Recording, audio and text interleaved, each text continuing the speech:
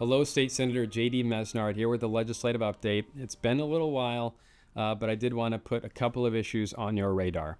One is I'm excited to let you know that the legislature has referred to the ballot a measure that I sponsored called the Tipped Workers Protection Act. Now, this is designed to protect tipped workers like servers and others who right now, folks, are trying to go after their tipped wages. And they're doing that by trying to get signatures to refer a different measure to the ballot that would eliminate what's called the tipped wages credit. So right now we have a minimum wage in the state of Arizona. It's about $14.35. It's going to go up to about $15 in January. But if you are a tipped worker, there is a lower starting point, $3 lower, because we know that the tips are going to put you well above that minimum wage. Well, some folks are trying to eliminate that outright. And while on the surface it might seem, well, that'll mean, tipped workers get not only minimum wage, but the tips on top of that. That's not how it plays out when we've seen this happen in other parts of the country. In fact, what ends up happening is the increased labor costs. It's a drastic, more than 50% increase for restaurants on their tipped worker labor costs.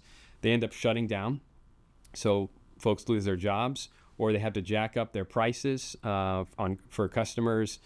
So at the end of the day, what ends up happening is the tipped worker wages go down. So my proposal would make sure that we preserve a 25% credit, but we also guarantee that tipped workers make $2 more at the end of the day when tips are factored in, $2 more at least above the minimum wage. So it's a win-win, and this will go to the voters in November. I'm hoping they'll pass it so we can make sure that our tipped workers' wages in our restaurants, both the employer and employee side of this equation, are protected. The other issue I wanted to bring up has to do with checks and balances here in the state of Arizona. So the checks and balances system is meant to make sure that one branch of government can't just run roughshod over the other or can't make decisions without accountability. One example of this is that when the governor makes appointments to head different agencies, the Senate must confirm those appointments. A similar model exists at the federal level.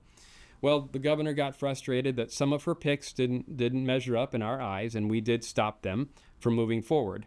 And so what she did was actually yank back all of her director nominees that were still in the pipeline and just reappoint them as deputy directors, essentially with all the same powers, thus bending the law, or really running roughshod right over top of the law, which was really upsetting to us because we have this vital role that our voters sent us here to perform.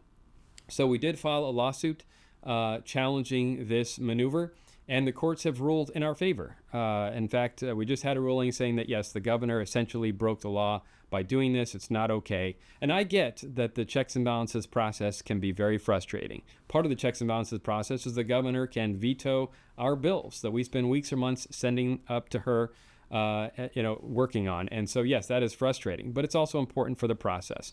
So we're going to see this play out in the courts in the coming weeks and months, but I'm pretty confident that our position will prevail.